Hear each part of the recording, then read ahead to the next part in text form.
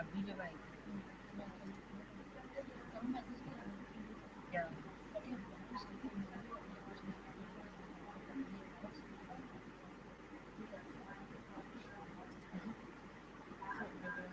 पहाड़ भी बगैर थे।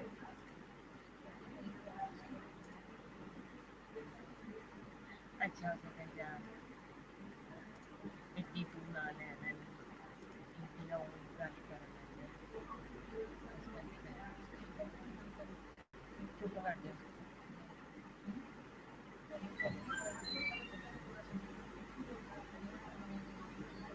बोलने जब उसने तेरी बोली उसने तेरी गद्दी चढ़ी उसे तेरी है बोलते तो फिर कहेगी लड़ाती है देख ले कहेगी लड़ाई का वापस बुलाती है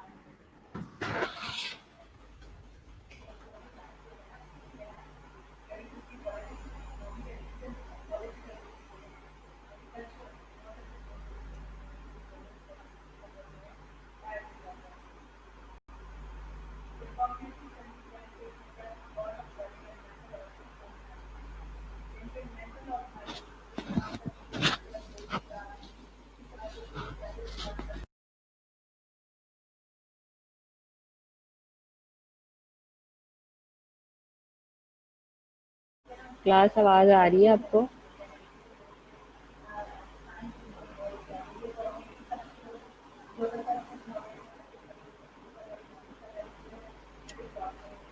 अब देखें, अब बेहतर है आवाज?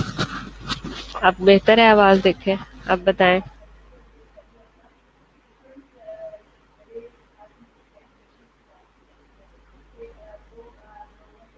अब ठीक है निम्रा आवाज मेरी?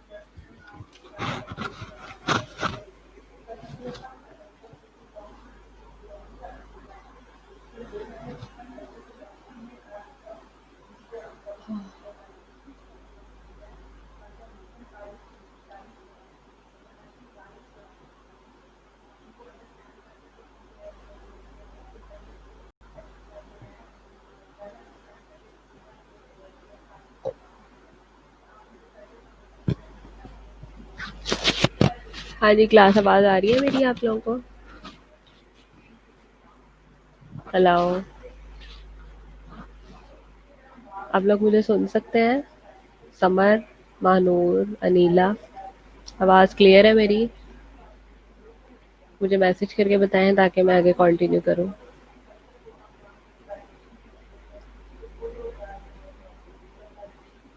Okay, alright. हम लोगों ने कहाँ से स्टार्ट करना थी? हमारी जो स्लाइड थी वो थी क्वाड्रेंट्स का हमने जिक्र किया, ठीक है। उसके बाद रीजन्स का जिक्र किया हमने।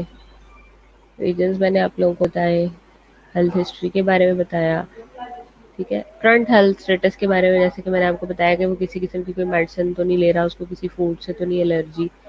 सो in addition ask the patient about changes in appetite, ठीक है। उसकी कोई भूख में तो नहीं कोई चेंजिंग आई, उसके चेविंग में, उसके स्वेलविंग में, ठीक है, उसके बावल हैबिट्स में, ठीक है। इसके अलावा does he has excessive belching. Belching मतलब ये जो होती है डिकारे लेना, ठीक है, उसको बोलते हैं।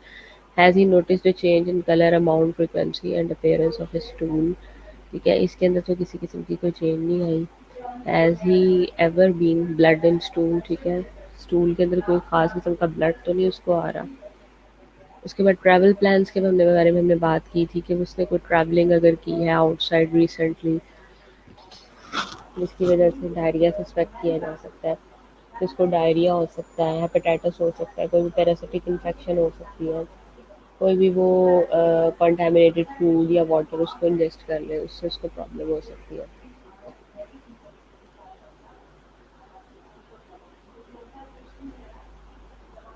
उसके बाद हमने उसकी हेल्थ हिस्ट्री, उसकी डाइट प्लान, ये सारे क्वेश्चन हम लोगों ने पढ़े थे। पेन के बारे में पढ़ा था।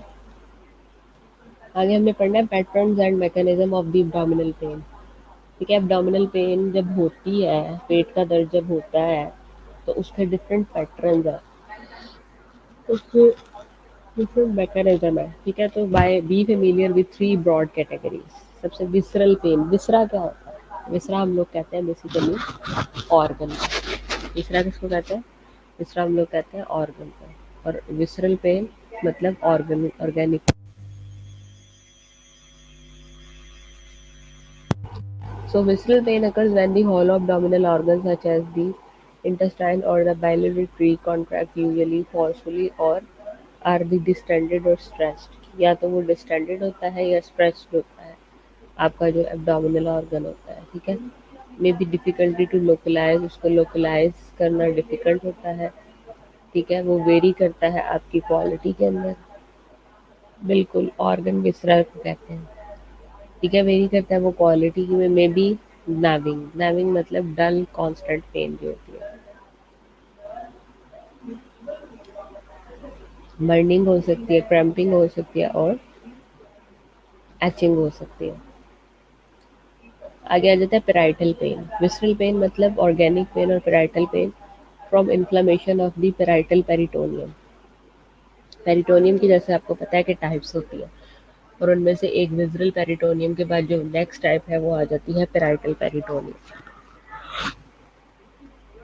तो पेराइटल पेरिटोनियम के बारे में उसने कहा है from the inflammation of the parietal peritoneum, steady etching, usually more sphere, ज़्यादा स्फीयर होती है, ठीक है। प्रिसाइसली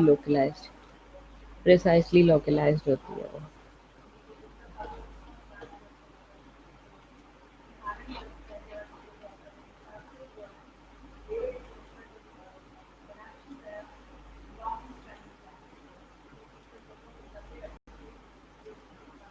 नेक्स्ट आ जाता है आपके पास रेफर्ड पेन। रेफर्ड पेन मतलब कि जो पेन किसी और जगह का होता है लेकिन वो कहीं और रेफर्ड हो रहा होता है, उसे रेफर्ड पेन कहते हैं। Pain felt in a part of the body other than its actual source, उसके एक्चुअल सोर्स से हट के, उसको बोलते हैं referred pen.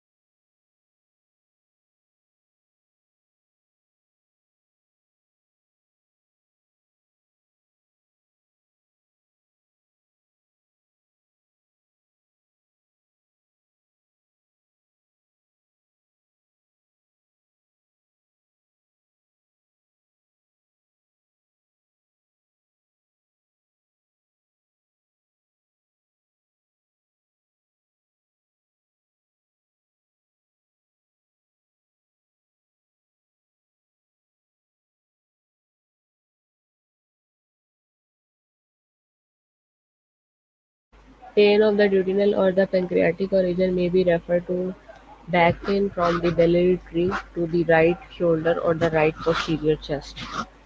Okay. Pain from the chest, spine or pelvis may be referred to the abdomen. ठीक है, अब रेफर्ड मतलब क्या है कि वो उस तरफ से आ भी सकती है और उस तरफ को हम रेफर्ड भी कर सकते हैं। मिसाल के तौर पे आपने देखा होगा कि समटाइम एपिगैस्ट्रिक पेन जो होता है वो आपका क्या होता है, हार्ट इश्यू होता है, तो एपिगैस्ट्रिक पेन होता है, उसी में आपके पसीने आना और ये सारी चीज़ें। आगे आ जाता है अपर एब्डोमिनल पेन। अपर एब्डोमिनल पेन में आपके पास डिस्कम्फर्ट और हार्ट बर्न आ जाता है। ठीक है, आस्क अबाउट क्रॉनिक और रिकरेंट अपर एब्डोमिनल डिस्कम्फर्ट और डिस्पेप्सिया। डिस्पेप्सिया यानी कि बर्निंग सेंसेशन।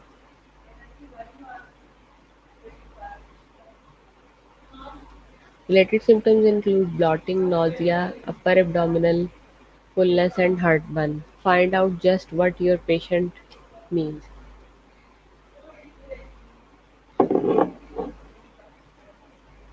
और आपने फाइंड आउट करना है कि आपके पेशेंट से क्या मुराद है। उसके बाद पॉसिबिलिटीज इंक्लूडेड, ब्लॉटिंग हो सकती है एक्सेसिव गैस से, स्पेशली फ्रॉम फ्रीक्वेंट बेल्चिंग है, एब्डोमिनल डिस्टेंशन है, फ्लैटस है, passage of the gas by rectum. ठीक है, nausea, vomiting, unpleasant abdominal fullness after normal meals और early satiety, the inability to eat a full meal, heartburn भी हो सकता है, गैस्ट्रोइसोफेजियल रिफ्लेक्स डिजीज जीआरडी भी हो सकती है, कोई भी मसला हो सकता है। अब इससे रिलेटेड जो क्वेश्चन आप पूछ सकते हैं पेशेंट से वो है लोअर एब्डोमिनल पेन और डिस्कम्फर्ट। एब्डोमेन की लोअर साइड के ऊपर जो पेन है वो लोअर एब्डोमिनल पेन में आ जाता है।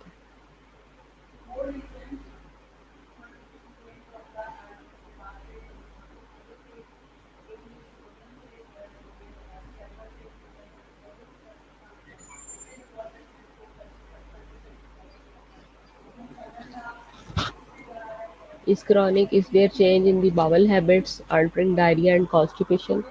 अल्टरिंग डायरिया और कॉन्स्टिपेशन वगैरह तो नहीं है। ठीक है, उसके बाद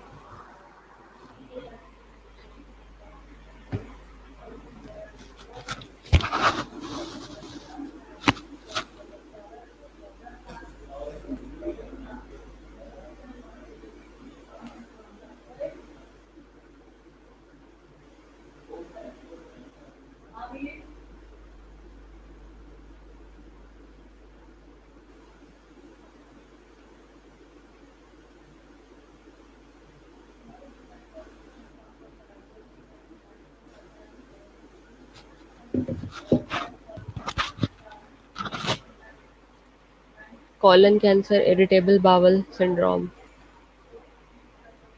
अदर जीआई सिम्टम्स में आपके पास एनोरेक्सिया आ जाता है। एनोरेक्सिया यानी liver disease, pregnancy, diabetic ketoacidosis, adrenal insufficiency, uraemia and anorexia nervosa. Difficulty in swallowing जो होता है वो क्या कहलाता है, वो डिस्फेजिया कहलाता है। ठीक है, अगर तो आप कोई भी सॉलिड है, लिक्विड है, उसको लेने में आपको प्रॉब्लम आ रहा है, कोई भी न्यूरोमस्कुलर डिसऑर्डर है जो कि इफेक्ट कर रहा है आपकी मोटेलिटी को। ठीक है, इसके अलावा कोई सॉलिड है, कोई भी स्ट्रक्चरल कंडीशंस है जैसे कि जैकनर सेडिविटिंकुलम है, और आपके पास आ जाता है शिकार्जी रिंग ईटीसी। ठीक है, तो इसके अंदर ये चीज़ प्रॉब्लम करती है आपको। उसके बाद ऑर्डनोफेजिया और पेनफुल स्वेलिंग। ऑर्डेनोफेजिया ऑर्डेनोफेजिया होती है पेनफुल स्वेलिंग। उसमें कोई भी आपको कोई कैंसर का पेशेंट है उसको रेडिएशन लगी हुई है। ठीक है, या कोई भी पॉजिटिव इन्फेक्शन जो है वो साइटो मगेलो वायरस की वजह से है, हार्पेसिस सिम्प्लेक्स की वजह से है, या एचआईवी की वजह से है। डायरिया अगर तो 2 वीक से प्रोलॉन्ग कर रहा है। Acute and chronic, acute infection viral, salmonella, shigella. Chronic हो सकता है इनकॉर्न disease, ulcerative colitis, oily diarrhoea जिसे हम स्टेटोरिया बोलते हैं। आगे आ जाता है जेनकर्स डाइवर्टिक्यूलम। इसके बारे में देखते हैं कि ये हमारा जो एब्डोमिनल डिस्कम्फर्ट है उसमें ये किस तरह से रोल प्ले करता है Zenker's diverticulum. When a pouch forms at the junction of the pharynx and the oesophagus, ठीक है, खास किस्म की थैली जब ये बन जाती है आपके फेरिंग्स और ईसोफेगस के जंक्शन के ऊपर, तो वो क्या कहलाती है, ज़ेंकस डायवर्टिकुलम कहलाती है। ठीक है, पाउच कहते हैं थैले को या थैली को। The pharynx is located at the back of your throat behind your nasal cavity and mouth. वही बात आ गई कि फेरिंग्स कहाँ लोकेटेड है, अगर तो आपने एनाटमी में अच्छी तरह से रिव्यू किया हुआ है तो आपको बताने की ज़रूरत नहीं है। Zenker's diverticulum typically appears in the hypopharynx, और ज़्यादातर जो है वो ये अपीयर होता है हाइपोफेरिंग्स के अंदर। आगे आ जाता है शार्ट्स की रिंग। शार्ट्स की रिंग और शार्ट्स की grey ring is a narrowing of the lower oesophagus that can cause difficulty swelling, जिसे डिस्फेजिया बोलते हैं। The narrowing is caused by a ring of the mucosal tissue which lines the esophagus or muscular tissue, ठीक है। Shards की ring वो खास किस्म का रिंग होता है जिसे ग्रे रिंग का नाम भी किया जाता है, और ख़ास तौर पे जब आपकी जो ईसोफेगस है उसके गिर्द खास किस्म का रिंग बन जाता है जो कि उसके उस पैसेज को नैरो कर देता है, और नैरो होने की वजह से आपको क्या फील होता है, आपको डिस्फेजिया फील होता है। तो वो क्या कहलाता है, वो शार्ट्स की रिंग या ग्रे रिंग कहलाता है। ये देखिए कॉन्स्टिपेशन, मेलेना और ब्लैक टेरी स्टूल है, ठीक है। कॉन्स्टिपेशन है तो वो मेडिकेशन से हो सकती है, एंटी कोलिनर्जिक एजेंट से हो सकती है, ओपियोइड से, ये सारे के सारे डिफरेंट क्लास ऑफ ड्रग्स है, या कॉलन कैंसर है। मेलेना और ब्लैक टेरी स्टूल जीआई ब्लीड कर रहा है तो इस वजह से जो है वो ब्लड में आपके स्टूल आना शुरू हो जाता है। Joints from increase level of bilirubin, joints आपका आ जाता है अगर आपका बिलीरुबिन का लेवल इंक्रीज होता है। Impaired excretion of conjugated bilirubin in viral hepatitis, impaired excretion अगर होती है, यानी कि जो आपकी बिलीरुबिन है अगर उसकी मेटाबॉलिज्म सही से नहीं हो पा रही, जैसे कि वायरल हेपेटाइटिस के अंदर, तो उस वक्त में क्या हो जाती है, एक्सक्रीशन होती है बिलीरुबिन की वायरल हेपेटाइटिस के अंदर। सिरोसिस होता है, प्राइमरी बिलियरी सिरोसिस होता है, और ड्रग इंड्यूस्ड पॉलीलिथियसिस होता है। उसके बाद कहता है ask about the colour of the urine and stool, आपने उसके स्टूल के कलर और यूरिन के कलर को देखना है।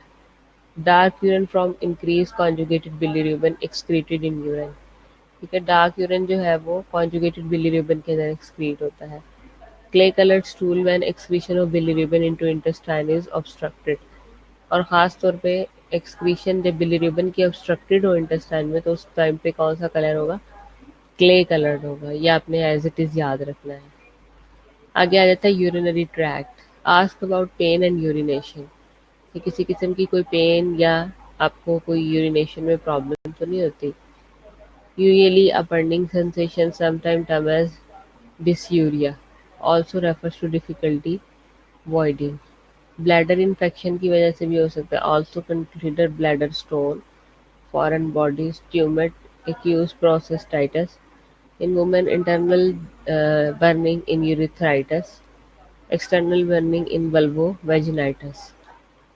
Other associated symptoms include urgency and unusually intense and immediate desire to void. May lead to urge incontinence. ठीक है, मतलब यूरिन एक दफ़ा करके आता है पेशेंट तो, या पेशेंट फीमेल, लेकिन उसको बाद उसको फिर महसूस होता है कि फिर से आया हुआ है, तो ये किस में काउंट होगा, अर्जेंसी इनकॉन्टिनेंस भी। आगे आ जाता है यूरिनरी फ्रीक्वेंसी और एबनॉर्मली फ्रीक्वेंट वॉइडिंग, मतलब कि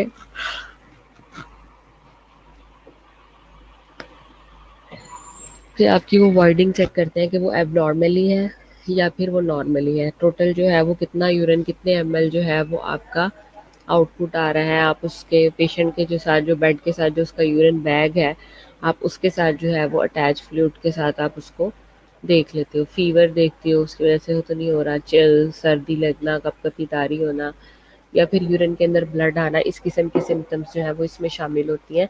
अगर इस किस्म की सिम्टम्स आप देखते हैं तो आप उसको फौरी तौर पे रिपोर्ट करते हैं, और रिपोर्ट करने के बाद आप उसको पेशेंट की जो नेक्स्ट फॉलोअप होता है उसके लिए भी आप उसको इन चीज़ों को मॉनिटर करते हैं कि इस किस्म का अगर कोई इशू आ रहा है तो आप उसको फौरी तौर पर पेशेंट को रिजॉल्व करने की कोशिश करें। उसके बाद any pain in the abdomen, flank और बैक, किसी किस्म का कोई पेन जो आपके एब्डोमेन में, फ्लैंक में या बैक में मौजूद हो।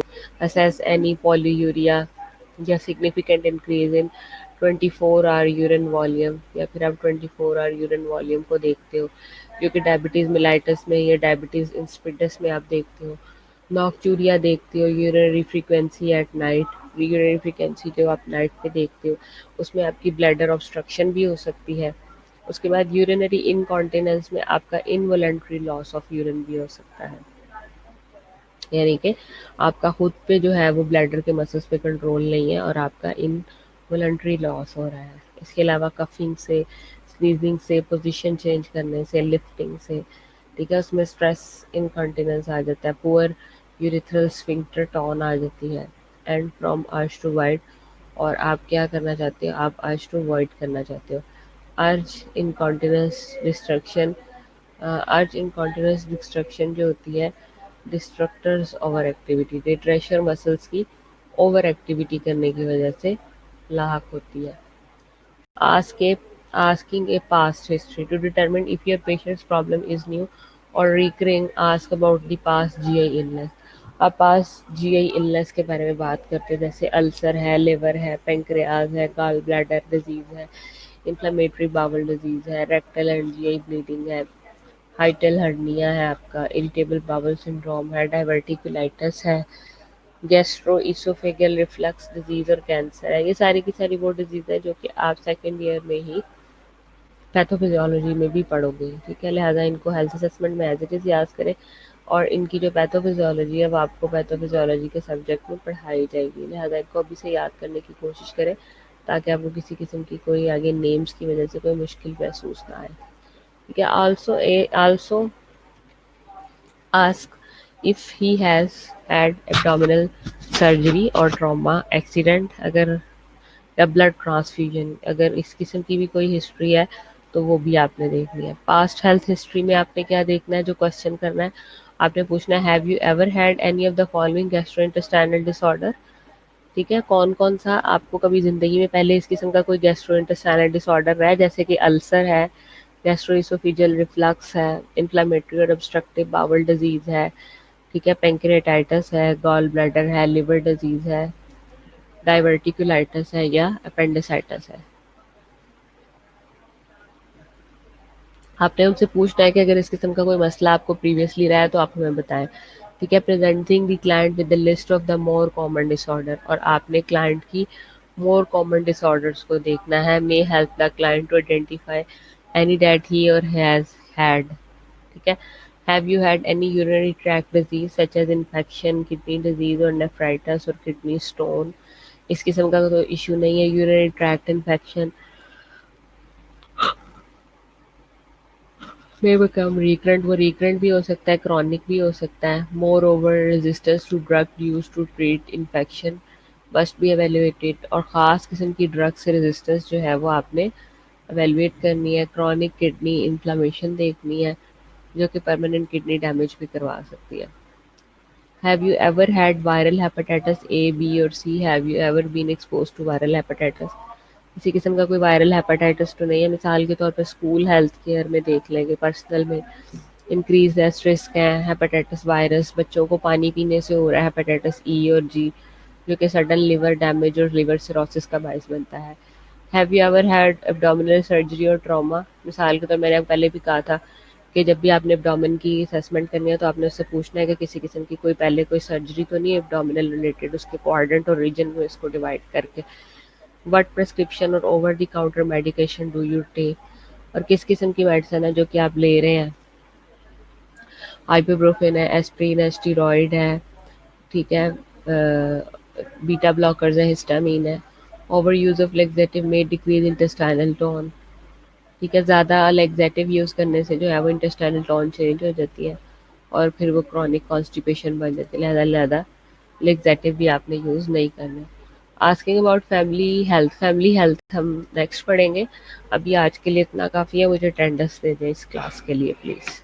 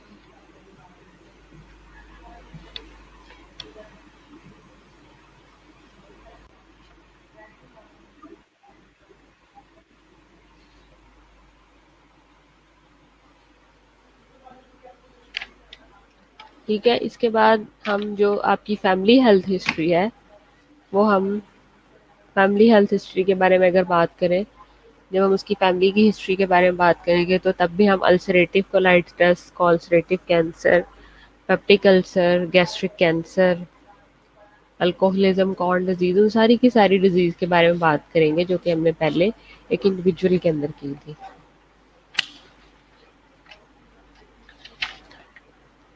अटेंडेंस प्लीज दे दें सब लोग, जो लोग रह गए हैं। इसके बाद मैं दोबारा अटेंडेंस नहीं लूंगी आप लोगों की।